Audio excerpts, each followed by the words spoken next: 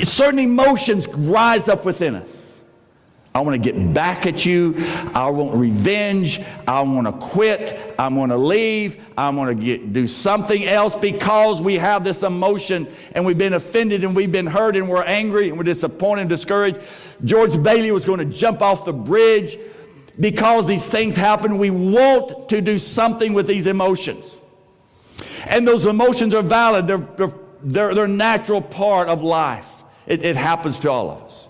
And we want to do something about it. Last night as I was coming home, and a lot of traffic, and I'm driving along and I'm doing well. I'm driving perfectly well. I'm keeping a safe distance from the car in front of me. There's traffic all around us. We're all just trying to get home, okay? And so I'm driving fine, perfectly happy. Some person thinks he's going to go around me on the right side and get in front of me because there's a car in the right lane that's slow, and he's going to pass me and get in front of me. No, he's not. Because as he starts around me, I speed up, and he speeds up, and I speed up, and he speeds up, and we're getting close, and I'm going to win because he can't go anywhere because that car is right there, and we're almost there, and he's going to be stuck, and I'm going to look back and say, ha, ha, ha. You didn't do that. And just at the last minute, he whips over in front of me, slams on his brake, and I have to slam on my brake. Certain emotions arise within me.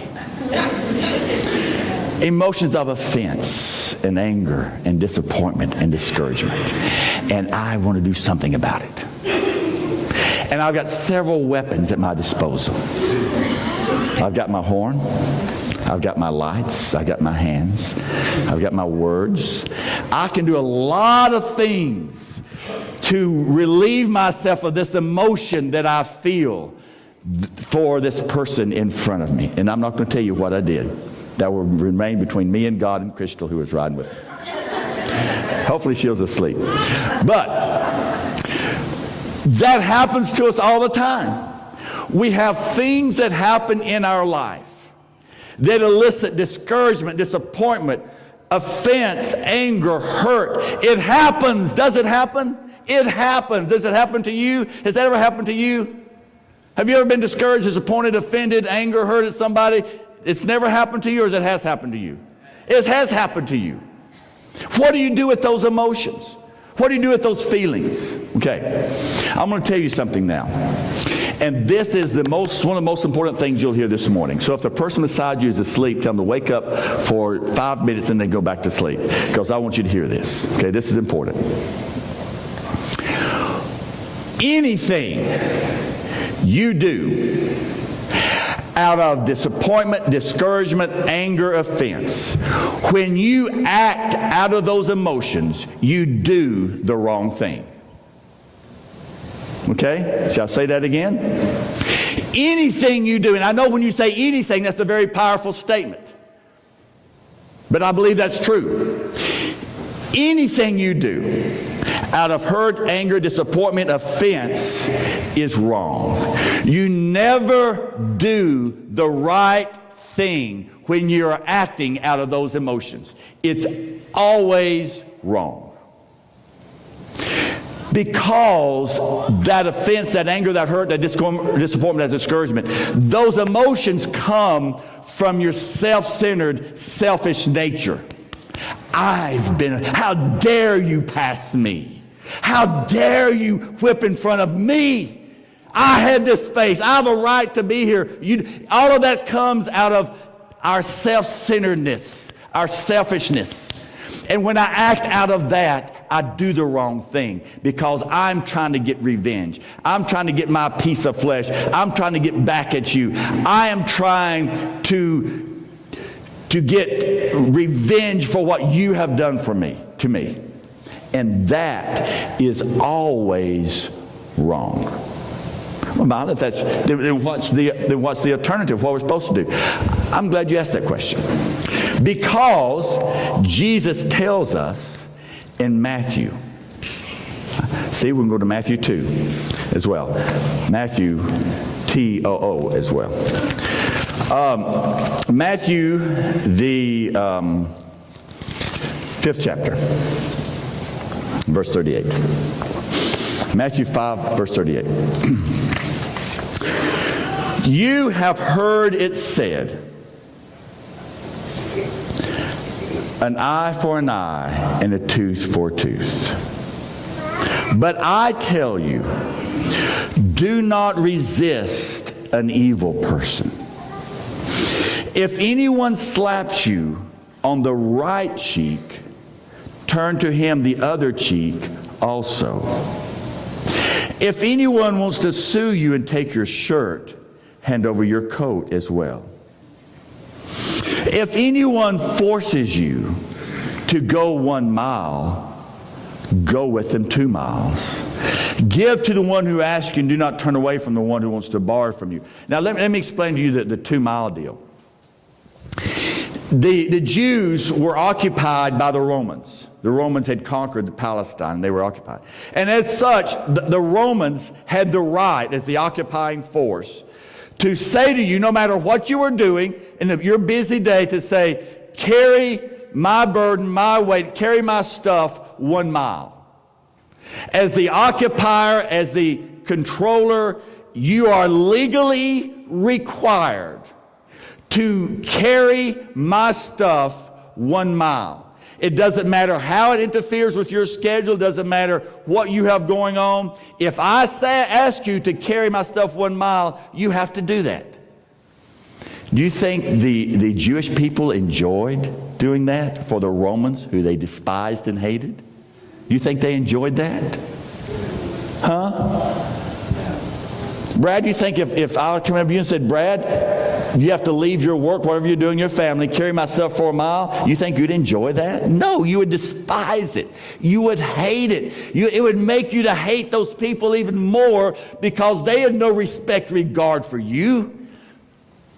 But what Jesus is saying is, look, when they ask you to go with them 1 mile, and you say, I'm going to go 1 mile and not an inch further, I have to do it because the law requires me to, I'm going to go there, then I'm going to stop, and that's it. No, Jesus says, when you go 1 mile, you say, I'm going to carry it another mile. Not because you asked me to, not because I'm required to, but just because I want to. I'm going to carry your stuff another mile. What would that Roman think of that Jewish person who does that? Who says to them at the end of the mile, hey, let's just go another mile. I'll give you another mile. What would they think of that person? This is an unusual person. I've never met anyone like this before. Everybody else resents it. They hate it. And here you are volunteering to go another mile. Who are you? Why are you like this?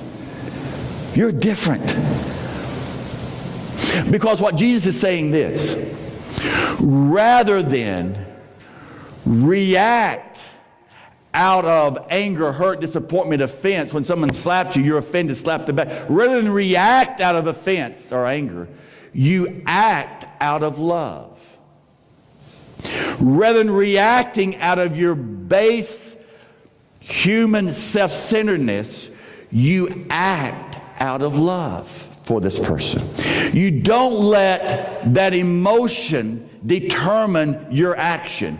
You let love determine your action. Okay? And that's a completely different way to live than most people live. Completely different way to live. All right. Look with me to 1 Peter. Why do we do this? 1 Peter. 1 Peter,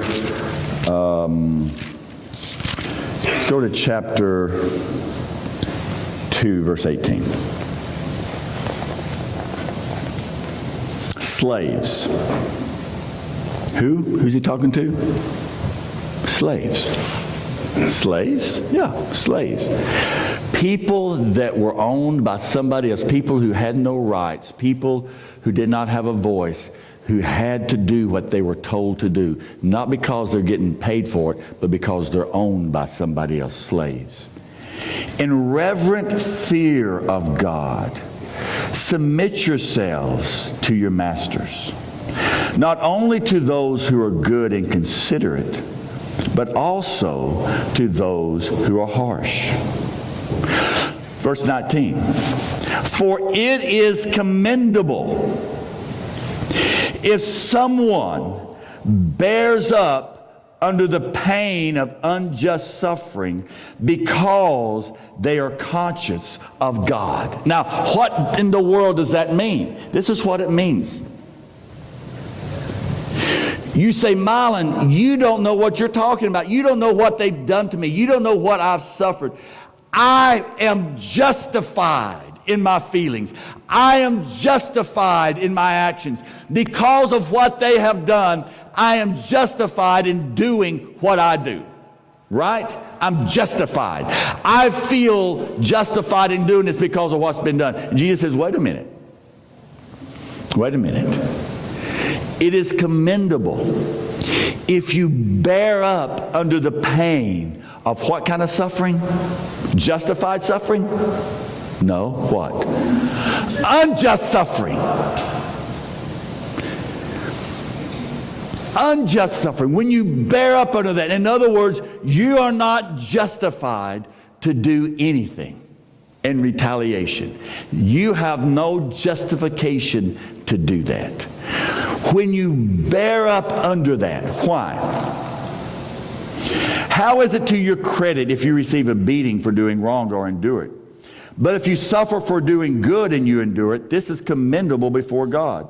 To this you were called because Christ suffered for you, leaving you an example that you should follow in his steps. He committed no sin, no deceit was found in his mouth. When they hurled their insults at him, he did not retaliate. When he suffered, he made no threats. Instead, he entrusted himself to him who judges justly. He himself bore our sins in his body on the cross so that we might die to sin and live for righteousness. By his wounds, you have been healed. All right, here's the principle, guys, and this works. Here's how it works. Would Jesus have been justified in retaliation against what was done for him? He was whipped, he was scourged, he was made fun of, he was offended, and he was completely innocent of anything. Did he deserve anything that happened to him? Did he deserve it? No. And yet, he did not retaliate. He did not strike back. As he told Pilate, he said, I could call 10 legions. Do you not think that if I asked my Father, he could put at my disposal 10 legions of angels? At any time, Jesus could have stopped what was happening to him, and yet he did not. He took that pain. He took that suffering. He took that offense. He took the mockery. He took it. He took it. And he said, Father, forgive them, for they know not what they do. And because he took that offense, and because he allowed himself to be mocked and scourged and go to the cross unjustified, because he did that, you are forgiven and healed. You see what I'm saying? Because Jesus was willing to bear up under that unjust suffering, you are healed. Isn't that amazing? He used Christ's suffering to heal us.